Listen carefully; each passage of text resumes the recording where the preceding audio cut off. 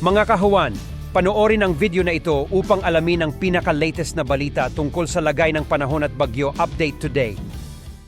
Unahin muna po natin yung mga in-issue natin ng mga thunderstorm advisories sa buong bansa. Makikita po natin as of around 4 a.m. po ito, may mga thunderstorm advisories na naka-issue, particular na sa may Central Luzon, lalong-lalo na sa may silangang bahagi ng Central Luzon, yung area ng Nueva Ecija, gayon din sa may area ng Bulacan, gayon din po ilang bahagi ng Calabarzon, at sa Kabisayaan dito sa may Eastern Visayas, sa may Panay Island, gayon din po sa may Cebu at sa may Negros Negros Oriental. Meron din po mga thunderstorm advisory sa may silangang bahagi ng Mindanao at maging sa Zamboanga Peninsula. Ito po mga thunderstorm advisories ay posibleng makaranas ng mga isolated thunderstorms, particular na yung mga nabanggit po na lugar.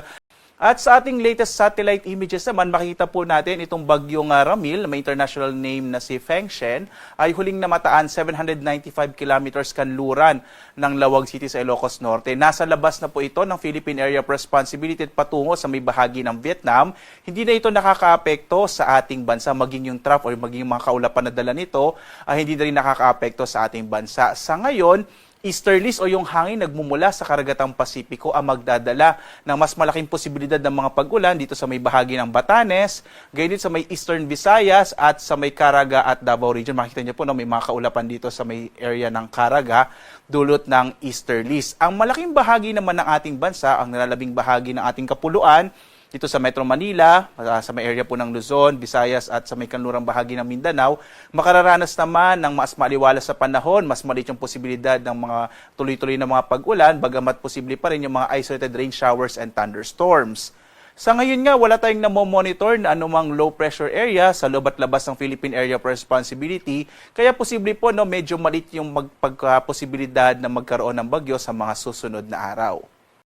Sa lagay naman ng ating karagatan, makikita po natin na moderate to rough or katamtaman hanggang sa maalon na karagatan na mararanasan, particular na sa may extreme northern Luzon, kaya iba yung pag-iingat po. Bagamat sa ngayon nga, wala tayong nakataas na gale warning sa anumang bahagi ng ating bansa. In general po, banayad hanggang sa katamtaman na magiging pag-alon ng ating karagatan dito sa ating bansa.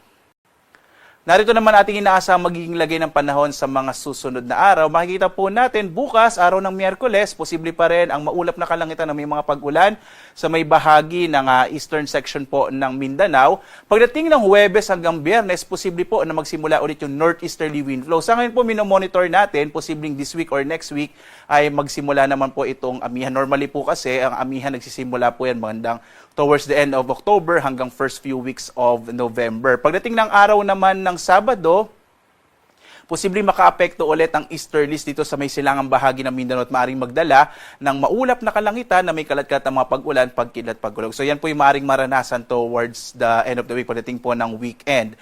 So in general po, fair weather or maaliwalas sa panahon na maranasan sa malaking bahagi ng ating bansa sa mga susunod na araw, bagamat posible pa rin yung mga isolated rain showers and thunderstorms, lalo na sa hapon hanggang sa gabi. At muli po, posibleng magsimula naman ito ulit yung northeasterly wind flow o yung hangin nagmumula sa hilagang silangan, particular na dito sa may bahagi ng Northern Luzon. So lagi pong tumutok sa mga update ng Pag-asa para sa nagbabago nating panahon. Lalo't patungo na nga tayo sa panahon naman ng amihan. Sa ngayon po, nasa transition period po tayo.